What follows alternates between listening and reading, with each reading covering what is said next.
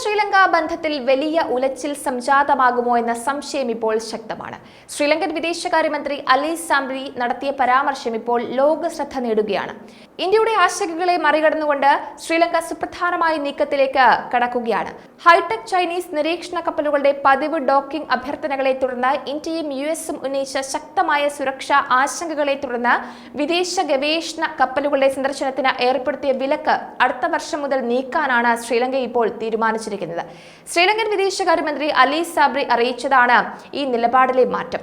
Indian മഹാസമുദ്രത്തിൽ Chinese ഗവേഷണ കപ്പലുകളുടെ ചലനം വർദ്ധിച്ചതോടെ ന്യൂഡൽഹി ആശങ്കപ്പെടുകയും അത്തരം കപ്പലുകളെ അതിന്റെ തുറമുഖങ്ങളിൽ ഡോക്ക് ചെയ്യാൻ അനുവദിക്കരുത് എന്ന് കൊളംബിയയോട് ആവശ്യപ്പെടുകയും ചെയ്തിരുന്നു.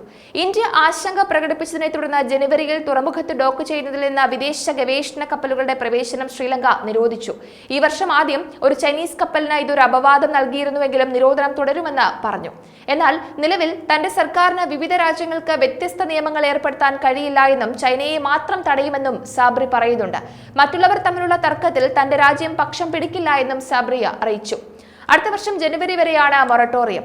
അടുത്ത വർഷം ശ്രീലങ്ക തുറമുഖങ്ങളിൽ നിന്ന് വിദേശ ഗവേഷണ കപ്പലുകളെ നിരോധിക്കില്ല എന്ന് പറയുന്നുണ്ട്. 2023 നവംബർ വരെ 14 മാസത്തിനുള്ളിൽ 2 ചൈനീസ് ചാരക്കപ്പലുകൾ ശ്രീലങ്കൻ തുറമുഖങ്ങളിൽ ഡോക്ക് ചെയ്യാൻ അനുവദിച്ചിരുന്നു.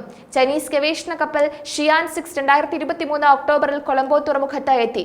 ബീജിംഗ് ദ്വീപ് രാഷ്ട്രത്തിന്റെ national aquatic resources research and development ഏജൻസിയുമായി സഹകരിച്ച് ജിയോഫിസിക്കൽ സയന്റിഫിക് റിസർച്ചിന് പദ്ധതിയിടുന്നുവെന്നായിരുന്നു അന്നത്തെ വിവരം. ഷിയാൻ 6 എത്തുന്നതിന് മുൻപ് അമേരിക്ക ശ്രീലങ്കയോട് ആശങ്ക അറിയിച്ചിരുന്നു. നമുക്കറിയാം, പണമില്ലാത്ത ശ്രീലങ്ക ഇന്ത്യയെയും ചൈനയെയും തങ്ങളുടെ വിദേശകടം പുനഃക്രമീകരിക്കുന്നതിനുള്ള ദൗത്യത്തിൽ പ്രധാന പങ്കാളികളായി കണക്കാക്കുന്നു അത്രേ. ദ്വീപ് രാഷ്ട്രം 2022 അഭൂതപൂർവമായ സാമ്പത്തിക പ്രതിസന്ധി നേരിട്ടു.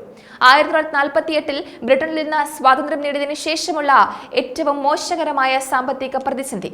വിദേശ നാണയ കരുതൽ ശേഖരത്തിന്റെ കടുത്ത ദൗർലഭ്യം കാരണം വലിയ പ്രതിസന്ധിയുണ്ടായി. അതിനിടെ സോണാർ ഘടിപ്പിച്ച ഒരു കപ്പൽ നൽകാനുള്ള ജപ്പാന്റെ പദ്ധതിക്ക് ശ്രീലങ്ക നന്ദി പ്രകടനവും നടത്തുന്നുണ്ട്. ഇത് ശ്രീലങ്കയ്ക്ക് സ്വന്തമായി സർവേ നടത്താനും സ്വന്തം ഡാറ്റ ശേഖരിക്കാനും വാണിജ്യപരമായി മികവിന് അവസരം നൽകുമെന്നും അദ്ദേഹം പറയുന്നുണ്ട്.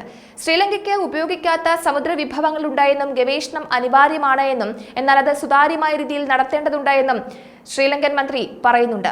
ഇന്ത്യൻ മഹാസമുദ്രത്തിലെ തന്ത്രപ്രധാനമായ സ്ഥലത്ത് സ്ഥിതി ചെയ്യുന്ന ഈ ദ്വീപ് രാഷ്ട്രം ആഗോള വ്യാപാര പാതയുടെ ഭാഗമായ തെക്കുകിഴക്കൻ ഏഷ്യയ്ക്കും പശ്ചിമേഷ്യയ്ക്കും ഇടയിലുള്ള സമുദ്ര ഗതാഗതത്തിനുള്ള ഒരു പ്രധാന സ്റ്റോപ്പാണ്. അതുകൊണ്ട് തന്നെ ഈ പ്രദേശത്തെ എല്ലാ രാജ്യങ്ങളും ഉറ്റുനോക്കുന്നുമുണ്ട്. എന്തായാലും ശ്രീലങ്ക എന്താണ് മുന്നോട്ട് നീക്കാൻ ഉദ്ദേശിച്ചിട്ടുള്ളത്?